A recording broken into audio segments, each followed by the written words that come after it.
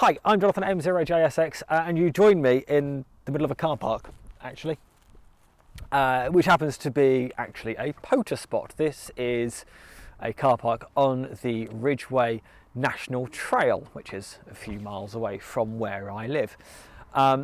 And today we're looking at this, which you won't be able to see very well at the moment because it's all covered up and wrapped in its own wire, but it is an end-fed half-wave from radiostuff.com, which you can see there, radiostuff.com. Chris was very kind to send this to me for review. I built it. It comes as a kit. It's a pretty standard 49:1 build, but what's nice about this is that everything on the board is labelled as to where you need to put it, so there's no guesswork involved or whatsoever. It's also supplied with more than enough of this yellow sort of SOTA wire, which is nice stuff to work with. It can tangle a little bit more easily than, say, something like DX10 from DX Commander, but it is far thinner than DX10, which is the advantage here, of course. This is designed for portable use, so that's the main aim of the wire as well.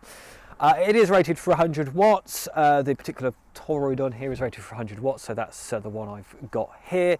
I'm not going to be running anywhere near 100 watts today. I'm running about 10 watts, and I'm going to be focusing on the 40 meter band because this weekend happens to be the ARRL DX SSB contest, and you might be able to see just over there, a local ham by the name of Tim has set up what I think is a 20 meter vertical dipole. Not entirely sure. And now I happen to know that Tim is running a kilowatt over there on 20 meters, so I'm going to stay a bit further away and operate on 40 meters at the much more reasonable power of 10 watts from the IT705. So that's the antenna. How am I going to support it? I've got a DX Commander 10 meter pole. Now this is one of the new classic poles because in the past they've always had a plastic cap on the bottom, which I may not have broken a few of those. So Callum has made the change, and now this is an alloy screw cap, the same as we've seen on the Expedition pole for sort of the last 6 to 9 months or so. Callum has now done a alloy cap on the bottom of the 10 meter pole as well, which is great. It means that when you're trying to get it down in the rain and you're trying to get it down quickly because it's just started raining and it wasn't raining when you set up, you can have a little bit more assurance that the bottom is not going to break out, which is great. If you buy this as part of the DX Commander Classic kit, you are supplied with, I forget the correct name for it, but it will be on the screen now as to what that name is. You get a clip that goes around it to stop the driven plate from touching the alloy, because that's going to be attached down to your radial plate.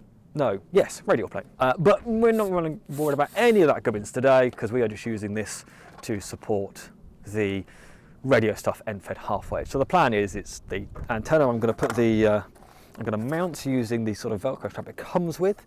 I'm going to mount the transformer down on the pole. I'm going to strap the pole to a handy fence post over there.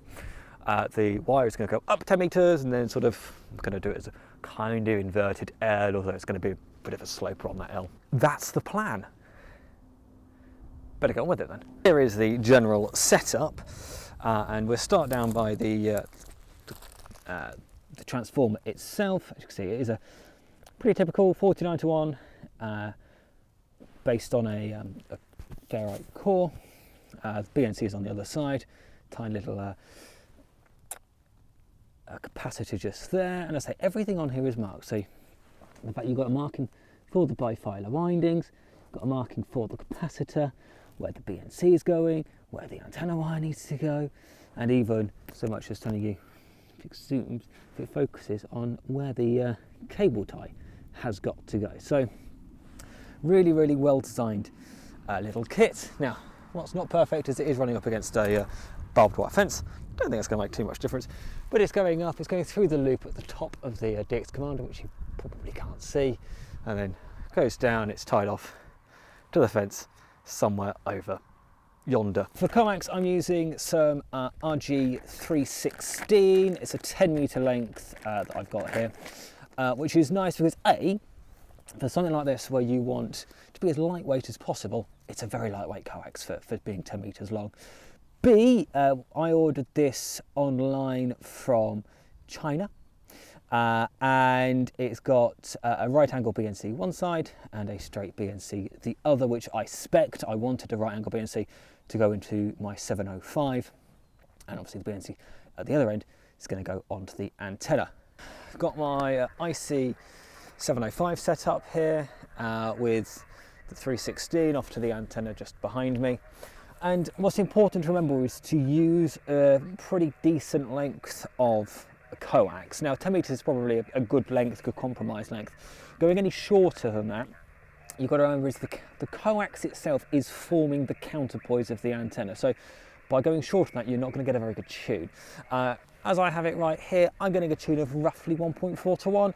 Not as good as it could be, but considering it's sort of right up against a barbed wire fence, I'm saying that's pretty good.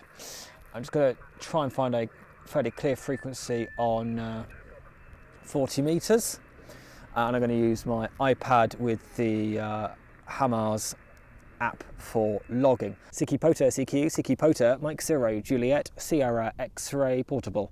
Mike 0, Juliet, Sierra X-ray portable, calling CQ for Parks on the Air. Florida 5, Papa Yankee India. Foxtrot 5, Papa Yankee India. Very good afternoon. This is Mike 0, Juliet, Sierra X-ray portable. You are 509 on into Golf 0676 and Golf 0173 QSL. Golf 8, Hotel X-ray Echo. Golf 8, Hotel X-ray Echo. Very good afternoon. 5 and 9. Roger, you're about 5'7", 5'7" with me in Manchester, yeah? Roger, thanks for 5 and 7 in Manchester.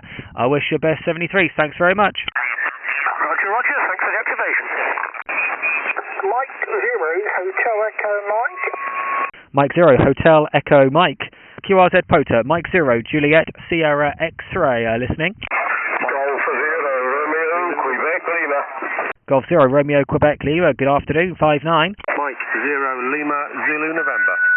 Got you that time. Mike 0, Lima, Zulu, November. Very good afternoon to you, James. 7, Echo November Whiskey. Echo November Whiskey. Mike 7, Echo November Whiskey. Good afternoon. Golf 7, Victor Juliet Alpha. Golf 7, Victor Juliet Alpha. Very good afternoon to you. Whiskey, Mike Whiskey. Roger, Mike Whiskey 0, Whiskey Mike Whiskey, over. Hotel Bravo 9, Echo, Florida, Japan, Jonathan.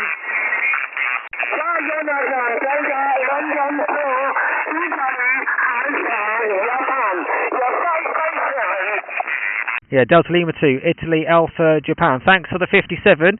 You're 5 and 9, 59 into Golf 0676 and Golf 0173 QSL.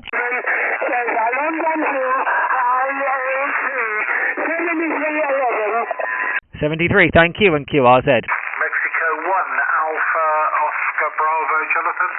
Yeah, hi Richard, M1AOB.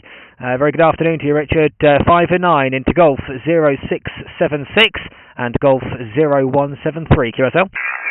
Papa Delta 3, Radio Lima. Papa Delta 3 Radio Lima. Hi Alex, 5 and 9 into Golf 0676 and Golf 0173 QSL. Roger, Jonathan. I see your first parks of the air. Well, that's great. Your signal report 5 and 7. 5 and 7 here in the Netherlands, QSL. Yeah, Roger, thanks for 57. Not bad for 10 watts into an end fed halfway, buddy. Thanks very much. I'll catch you soon. 7-3. Have a fun out there, Jonathan. 7-3. Until the next time. Bye-bye. 73, thank you, and QRZ. Golf 0, Lima, Juliet, Victor. Oscar, November 3, Romeo, Mike, Bravo. Copy, Mike, 0, Juliet, Sierra, copy, Mike, 7, Juliet, Bravo, Echo, 7, Juliet, Bravo, Echo, copy. Yeah, Mike 7, Juliet, Bravo, Echo. Very good afternoon to you. Not too strong. You're 5x5, 55 QSL. Uniform, Oscar, uniform. 2, Whiskey 0, Delta, Sugar, Papa. Golf 0, Kilo, Papa, Zulu. Golf 0 Kilo Papa Zulu, good afternoon to you, David. 5 and 9, 59 into Golf 0676 and Golf 0173 QSL. Golf 1 Papa India Romeo. Oscar Norway 3 Tango Delta Zulu QRP. M0JSX Portable is now QRT. So while I wait for some blood to return to this foot, which I've had at a very odd angle for the last hour or so, let's have a think about the antenna, because that's obviously what we're here for today. It is extremely good. It is easy to build, even for a moron such as myself, with everything being labelled. The instructions on Chris's website are absolutely superb, no fault found there at all. I like the fact it's a BNC. Now I know he does do this same antenna with an SO239 connection, which actually at Morton, LB0FI, Norwegian Ham Ventures has built in the past, but so this is a new one with a BNC. It's the same antenna otherwise, so it's really easy to build. It reminds me very much, although I've never played with one, of the PAC tenor, which is quite popular over in the States. This is kind of a very similar thought. Comes supplied as a kit. The wire itself is very nice. I mean, the fact it's a full-size antenna is obviously going to have significant advantages over things like the inductor coil-based whips that we see. You know, there are very few options. No, there's various options for those. You know, whether you're looking at the slide winder from M1 ECC, the Mad Dog coil from Down Under, the Wolf River coils. They're all basically the same idea, where you load up a whip by adding some inductance. This is a full-size antenna, so even using QRP, you know, 10 watts from the 705, means I'm getting out. I'm actually radiating quite a lot of my RF. It's not just necessarily going into some heat in the coil. So that's the advantage of a full-size antenna such as this. In terms of putting up here, it was pretty easy, being supported by the DX Commander pole. If I had to sort of throw it over a tree, that might be a bit might be a different set of challenges, but those challenges would be the same regardless of the wire antenna I was using. Here, handy fence for me to just lash the pole to and use a bit of bungee to hold the actual transformer to the base of the mast. Now Chris wanted me to just mention that if you wanted to use this for an extended period of time, well, it's not designed for that.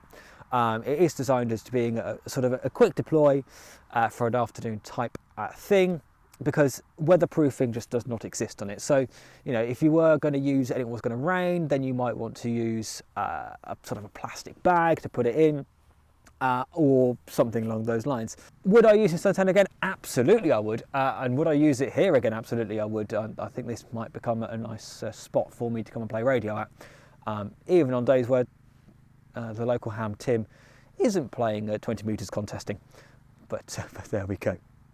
Right, I am now going to take the antenna down and pack up and go and say hello to Tim. I probably won't record that bit, but that's what I'm going to do. That cloud behind me looks very threatening, doesn't it? So I think we're going to scarp before it starts raining. Thanks very much for watching, if you have done, and if you haven't already done so, please do click on that subscribe button. It really does help me out. There's another video coming up over here. Not quite sure, I'm on my phone, I'm not quite sure which way it is.